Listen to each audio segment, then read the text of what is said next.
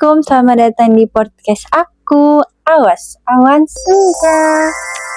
Jadi ini adalah video kedua aku dari video aku yang sebelumnya. Seperti biasa, kalian jangan lupa like, comment, and subscribe.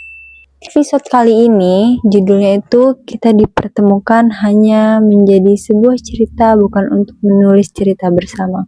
Nah, buat kalian yang mau berbagi cerita sama aku, kalian boleh di kolom komentar atau enggak nanti aku kasih tahu deh gimana aku, jadi kalian bisa tulis di sana. Ini berawal dari aku duduk di bangku sekolah.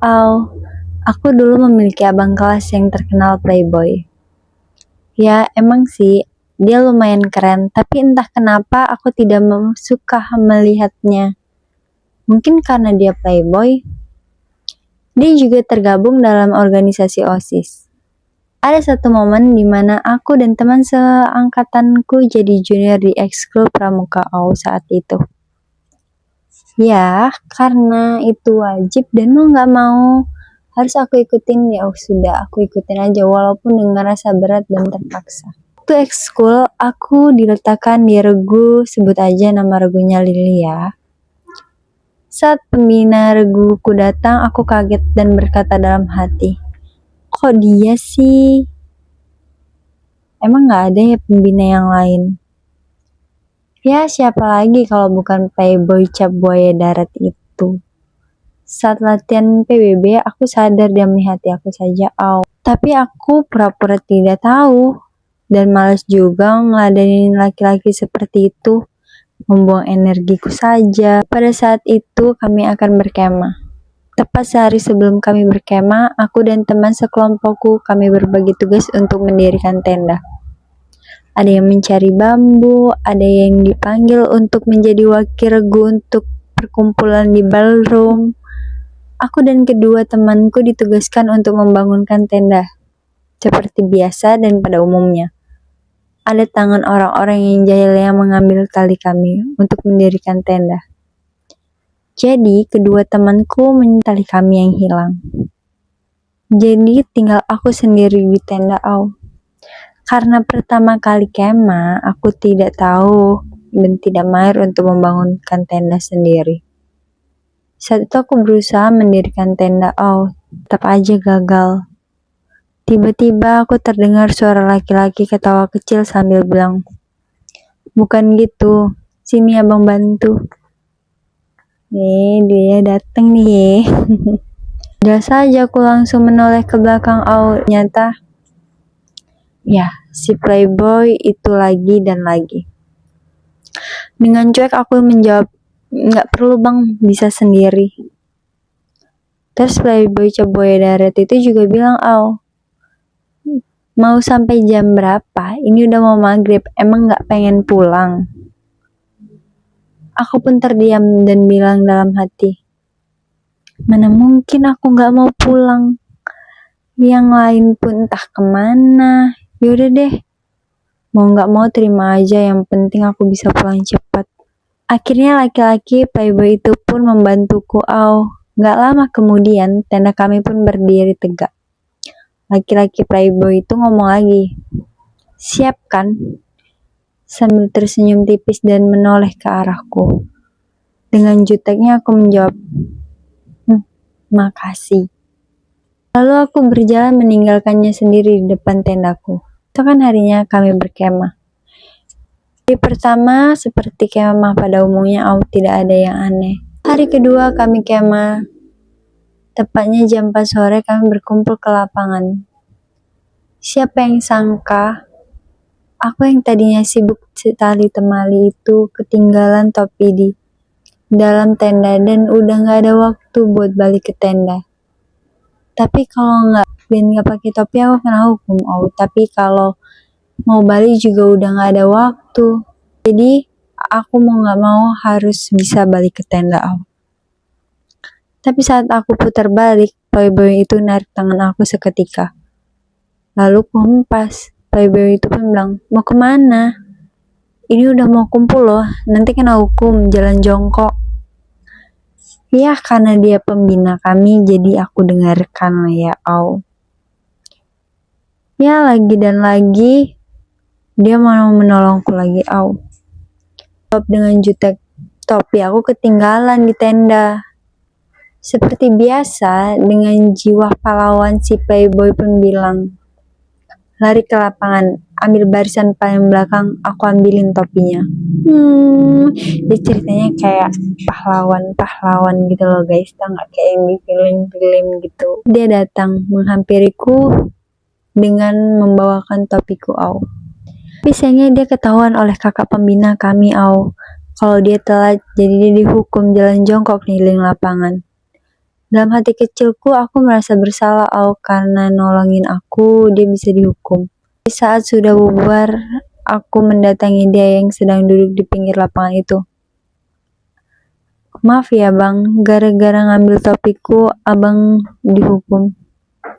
Ya, omonganku kepada playboy itu.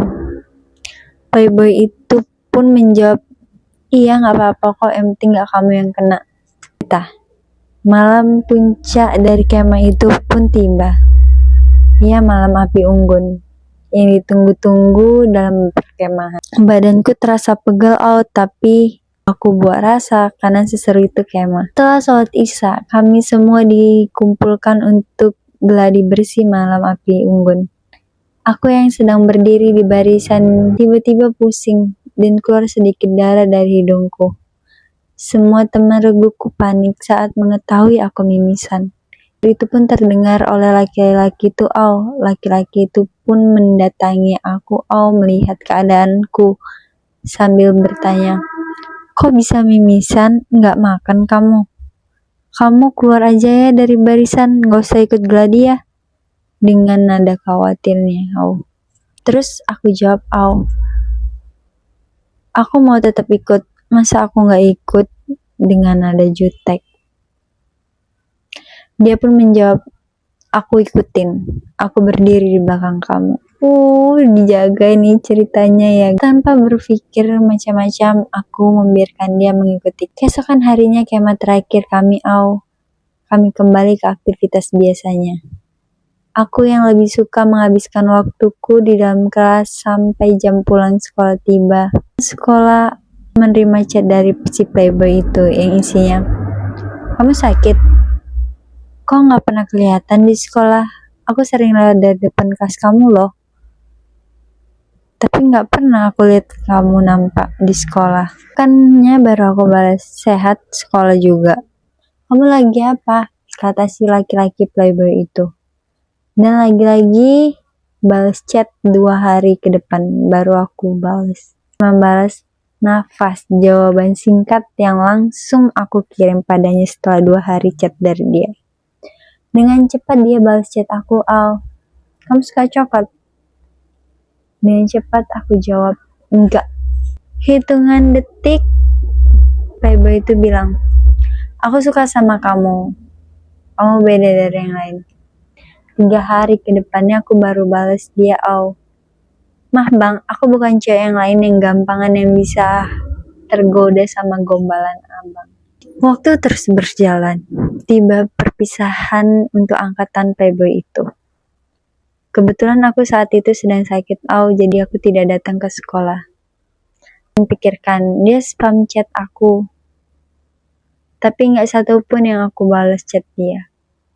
Singkat cerita, berganti tahun giliran aku yang tamat, au. Abang kelas yang dulu terkenal playboy itu masih terus menchatku. Entah kenapa, aku dari sekian lama aku di chatnya. Ini kali pertamanya aku balas chatnya. Hari demi hari chatan, aku menganggapnya hanya teman. Tapi entah kenapa aku tidak pernah merasa ada apa-apa. Sampai seketika aku bertemu dengannya di cafe shop. Dia mengungkapkan perasaannya. Dia bilang dia telah berubah.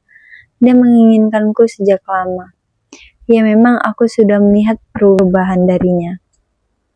Cerita, dia gak pernah nyerah memperjuangkan aku, menunjukkan cintanya ke aku.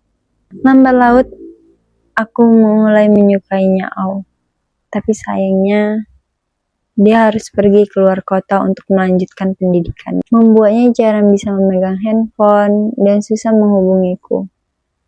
Berbulan-bulan dia menghilang, seperti di telan bumi.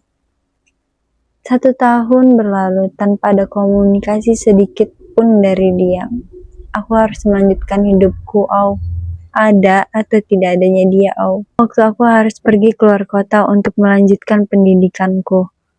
Juga sama seperti dia, Aku sudah mengikhlaskannya dan menganggapnya seperti angin lalu.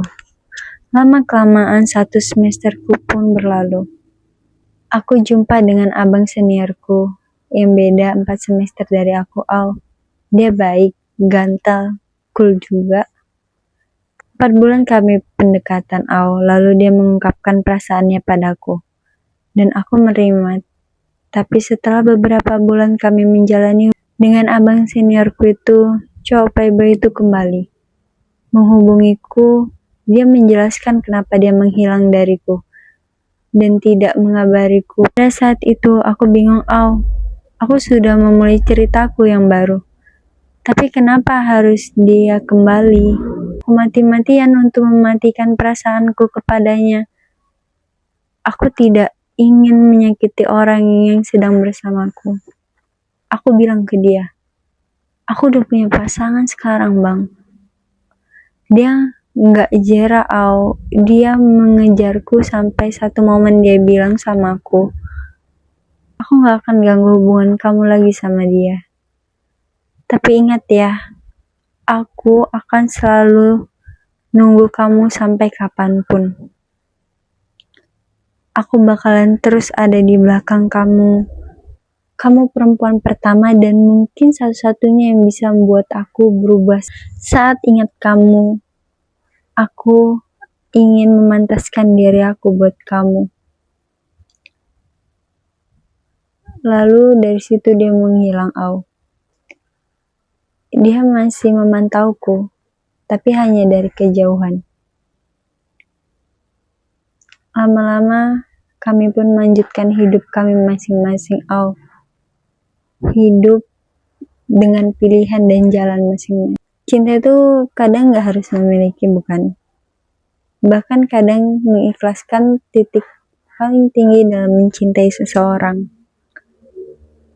Melihat dia bahagia walaupun tanpa kita, itu menurut aku juga termasuk cinta sih. Iya sih sakit, tapi gak semua harus sesuai dengan mau kita kan. Kalian berdua berhak mendapatkan kebahagiaan yang kalian mau masing-masing. Gini, kita kan kalau memang cinta sama orang, kita bakalan seneng kan lihat dia bahagia, dia seneng walaupun tanpa kita di dalamnya. Kalau mungkin cinta pertama itu bukan berarti pacar pertama ya, tapi cinta dimana dia bisa mengenalkan apa sih arti cinta itu, orang yang paling membekas di hati kita, di perasaan kita. Ya mungkin gak sekarang, mungkin belum saatnya sekarang, kita gak tahu suatu saat nanti setelah kamu dan dia siap, kalian baru bisa menyatu, kan gak tahu. Jadi semangat terus.